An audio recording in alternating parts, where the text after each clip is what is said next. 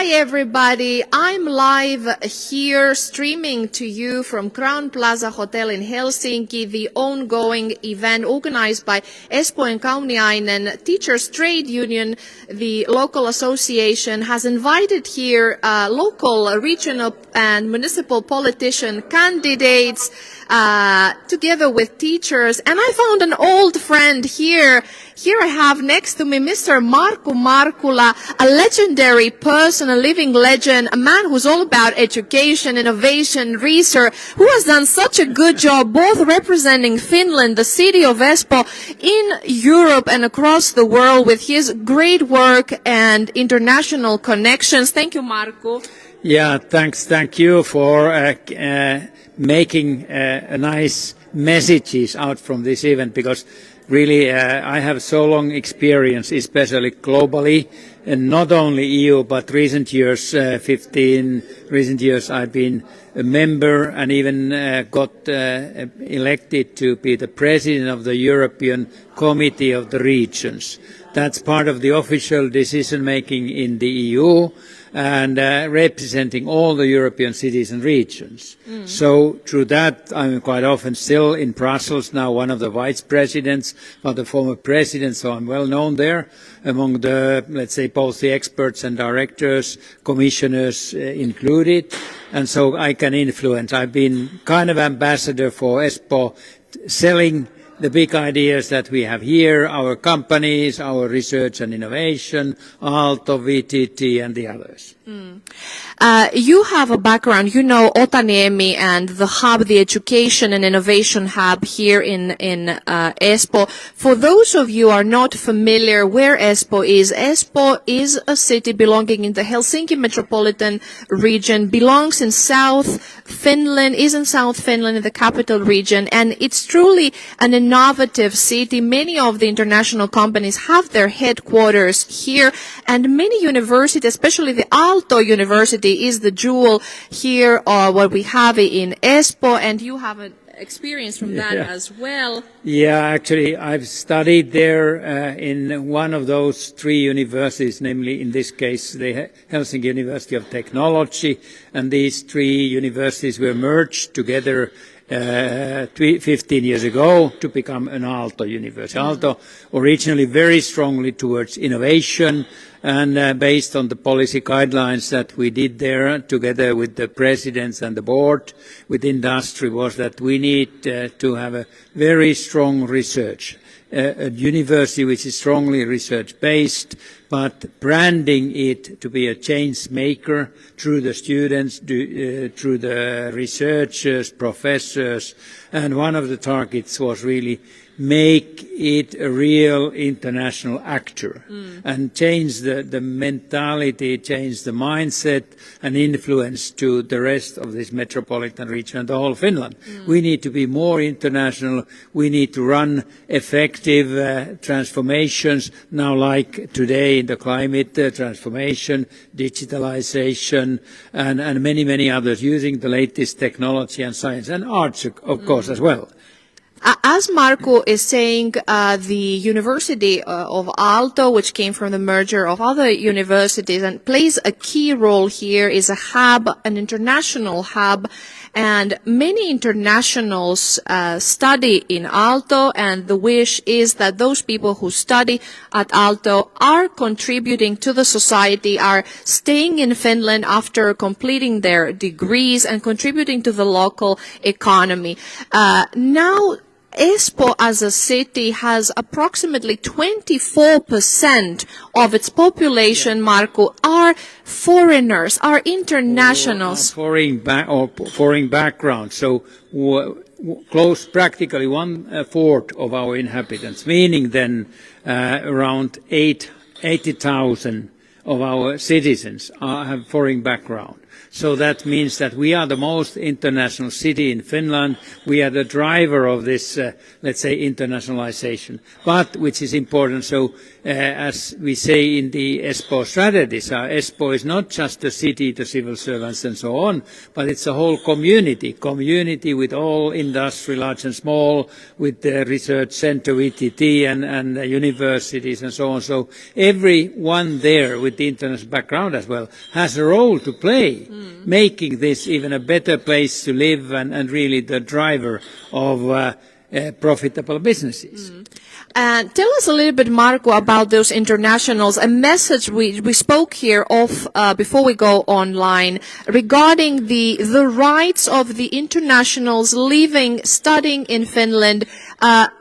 I would like you also from your mouth, because I've been trying to inform the people as well of their right. They have an important voice to share, and as you said, they play an important key role here. So please invite the people also to participate. If you're not a candidate already, then the right to vote and choose wisely the people that you want to represent you, because everybody has a voice. Yeah.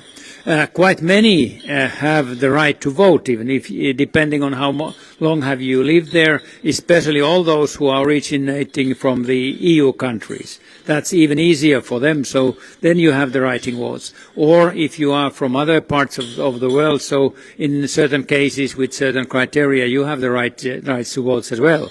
And that we can see as well, so in many parties we have candidates with having a foreign background. But it's as well so that we can all influence on that. And the big thing is to take, let's say, good advice how and if you can vote. So please go vote out of the pre-voting system, which is very easy to use, or during the exact voting date, which is the 13th of April. And of course, go to suomi.fi, log in with your bank credentials if you haven't received a letter informing you of the voting right that you have. So check out there the information, suomi.fi, log in with your bank identifiers to find out more. Markku, tell me a little bit about your own campaign and your own values. What is the premises for these elections? Of course, you've been a man who have been historically there for many years, but what is now, you think, the pillars of your involvement? Yeah. What do you want to see Espoo take on? Let me say first that actually I need to thank the students of that time, the Helsinki University of Technology, who voted me to become a member of the City Council already close to 50 years. No, really more than 40 years ago. And so I've been, let's say, kept there by the voters. And it's really important that we want Espoo to be the forerunner as a real international science and technology-based city who is run more and more to be international, to be more creating favorable conditions for businesses, small and large, startups, scale-ups, and big companies like Nokia, Kone, Fortum, the others. So we can really serve a lot. So, and we can help much because a lot of especially today, the global decision-making, especially in the EU, is so much based on the turbulence that we have today, thanks to, or the reason to Mr. Putin in our eastern neighbor. Oh, yeah, I know. But as well, the US, Donald Trump and the others, they don't understand what is the, let's say, good life, the value of life, and how we should live in peace and so on.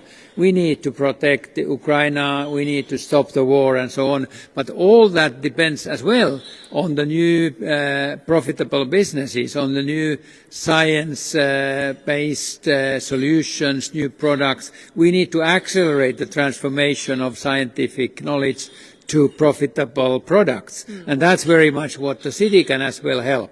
Not only, but helping the businesses to grow and flourish and get all those. And that means that it's the people, it's the human people who make these changes to happen. Tell me a little bit, Markku, I want to ask you about the citizens, the residents of Espoo, families with children, elderly. Yeah. You as a person living in Espoo, from the everyday life, apart from innovation and entrepreneurship and research and education and making Espoo a great hub for education and learning and innovation, in the everyday life, the basic rights of people, the right to get a good education, to good health care. You belong to the National Coalition Party. I think the basic standard of living has to be kept. What is your issues that you've encountered as an everyday citizen and living here in Espoo that you think needs improvement? Is it the how clean the city is? Is it how access to the healthcare? Do you get appointment fast when you visit the local health center, or do you use the public transport? Are you happy with the services? Tell us a little bit from the everyday, because people not only work in Espoo but they're living. Tell us about the living conditions here, and what would you like to see improved? Definitely improvements need to happen everywhere. But that, again, depends on both the councillors. People need to elect people there who have the competencies, who can collaborate, who are ready to make changes as well. We need these improvements, as I said. So, but it means that we want Espoo to be the city where the nature is positive. We want to keep the nice nature. We have more than 50 kilometers seashore, so the Rantaraiti and so on, and where we want to have more, let's say, activities, small restaurants, catering, whatever. We have 165 islands in Espoo. We have 100 lakes in Espoo National Park and the others. So nature is so crucial for, I hope, every Espoo citizen. So we need to keep that.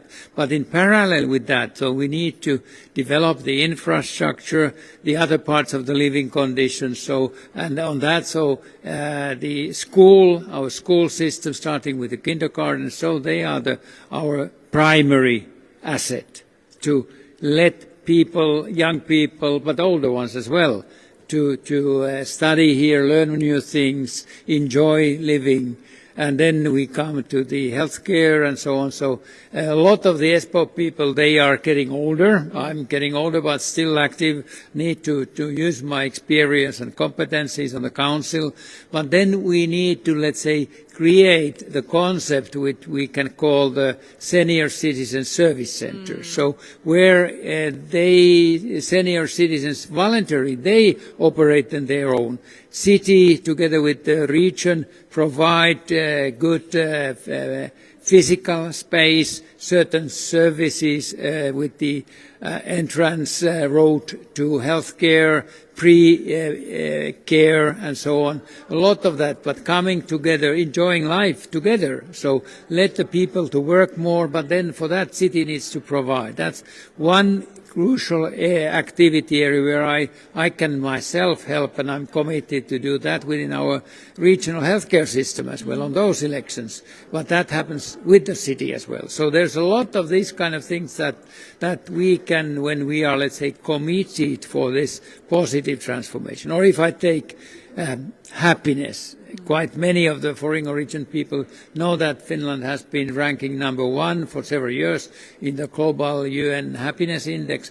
I strongly believe that it's based on our living in synergy with the nature, in nature and so on, going to the lakes, swimming on the lakes or sea, taking keeping that clean. We need to do more. We have destroyed part of the nature throughout the decades, but we need to protect that, and that's why I'm within the EU as one member of what is called the Zero Pollution Platform, taking care of water, taking care of soil, taking care of air, and so on, cleaning those up. And on those all, we have excellent knowledge, excellent companies, research as well in Espoo and in Finland. We need to be more, let's say, international to help the EU to reach its ambitious targets. One of those, let me say this still, so that is the climate. Both mitigation, but as well adaptation. Espoo City Council, last year, end of May, we approved the climate neutrality roadmap to be carbon neutral already by 2030. So 5 years from now, and we are going to fulfill that. But for that we need both collaboration with all the citizens and industry, and we need committed councillors to do that. So these are not only for Espoo but for the rest of the world. So we have these kind of duties. I call them duties because that's tackling the, let's say, these enormous challenges that we are facing. Tell me about the Espoo City Council, as you have a long-standing experience. What are the initiatives that the councillors bring there for discussion? What is now top of the agenda? There's different political parties being represented with voted councillors. What is now the discussions? What is the key and top in the agenda? What matters? There are naturally many issues that matter and so on. City Council is altogether 75 members elected by the citizens. So the key on that is so that we have clear target, the strategy of Espoo, what we call the narrative of Espoo, so that clearly states what I already said about both the environment and climate, but it as well states that Espoo is the whole community collaborating strongly and providing services, not only services by the city but by the industry. Small companies, especially startups, and getting them to be scale-ups, that's our target. So these kind of things are crucial for the, let's say, the economical basis of the city. So we can simplify by saying that the role of City Council is to find new ways how city is ecologically and economically, culturally and socially sustainable. So all the different aspects belong to that, and then it's us to put through this city strategy the clear targets, ambitious targets, and then take good care of that together with the local actors, with international actors. We can make that to happen, and in that helping the rest of the world. You spoke about economically. What is the financial situation of the city of Espoo?